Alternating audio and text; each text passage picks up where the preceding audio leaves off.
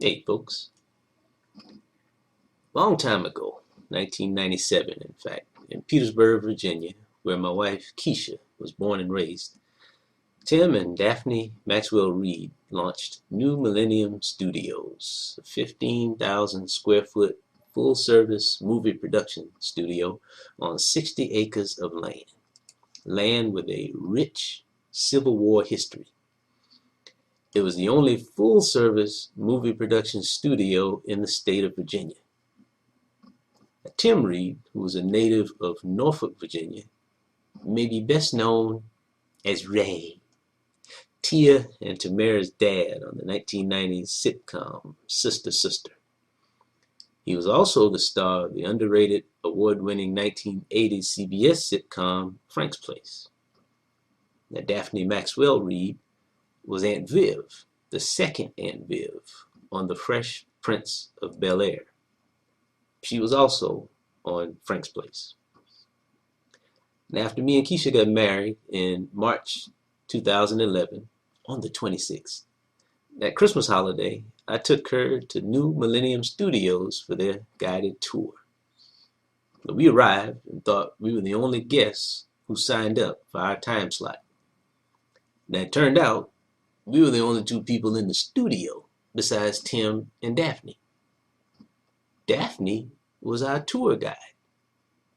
Now, this lady epitomizes style and elegant grace. She was cool.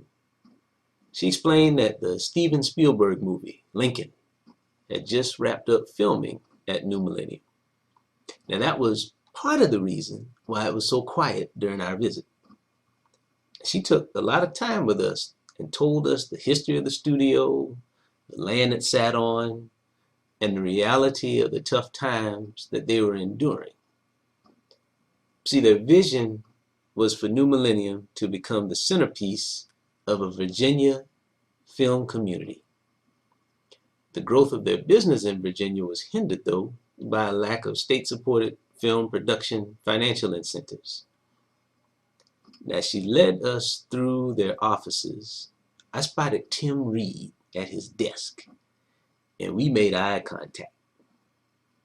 Now, before I could go into starstruck mode, though, the eye contact said, "Hey man, I ain't got no time to do this tourist stuff right now.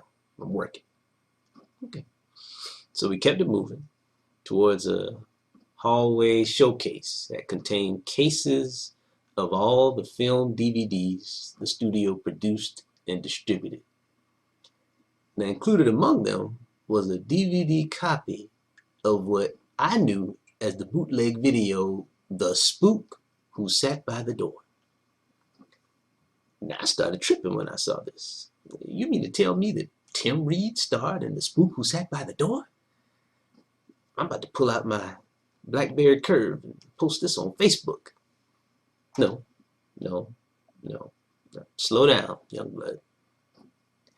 This kind of snap judgment is how we empower misinformation. Let's take a pause and a slight detour. The Spook Who Sat by the Door is a 1973 film directed by Ivan Dixon, based on a novel of the same name by author Sam Greenlee. It is both a satire of the 1960s civil rights struggle in the United States and a serious attempt to highlight black militancy. Now, the main character, Dan Freeman, played by Lawrence Cook, is recruited into the CIA spy program as its token black. After mastering his training, Freeman leaves the CIA to train Chicago youth as freedom fighters. Now, if you attended college in the late 1980s like I did, you know that the CIA and the NSA made great efforts to recruit black Southern college students with scholarships, cars, jobs, and living allowances. Life does imitate art. Now, the reaction to this film in 1973 was one of shock and awe. Like, oh, heck no. You will not release that film right there in these United States and provide a blueprint for Black revolt. Oh, no, you won't. So, the FBI, I'm talking about the real FBI, made the film disappear. Now, this satirized truth is hidden and everything is under control. The revolution, folks, will not be televised, nor will it be shown on the big screen. As you were, folks, as you were. Now, this is how the movie became the underground classic in bootleg video that I was told about by some of my activist classmates at Clemson University. But I never made seeing the film a priority. See, I was focusing and preparing myself to contribute my mighty intellect and ideas to the corporate workforce that now provided me the same opportunities afforded to others in 1991 in post-racial United States of America, right? I now recognize that this era of commission may have been the big idea behind suppressing the film's message. In 2004, though, the film's negative, which was stored under another title, was discovered by none other than Tim Reid. Reid then released the film on DVD. So after we got home from our Christmas trip, I bought the DVD and watched it. Whew.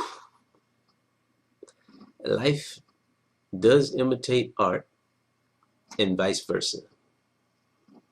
That's my 6-word review for what I saw.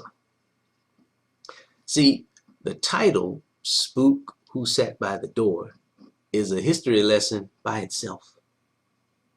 Spook is a somewhat outdated and lesser known racial slur, so I probably won't get in trouble for saying it. That's also a slang term for spy. See what they did there?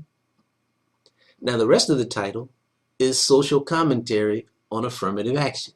Now, for those who may have forgotten, or for those who never knew, affirmative action is a programmatic attempt to provide job opportunities to traditionally disadvantaged, disenfranchised minority candidates to counter the programmatic effort that disadvantaged them in the first place.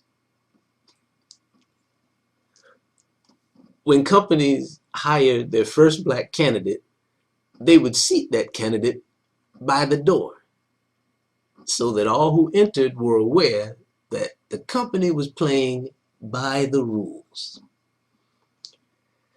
This type of thing still happens, but in more subtle and sophisticated ways.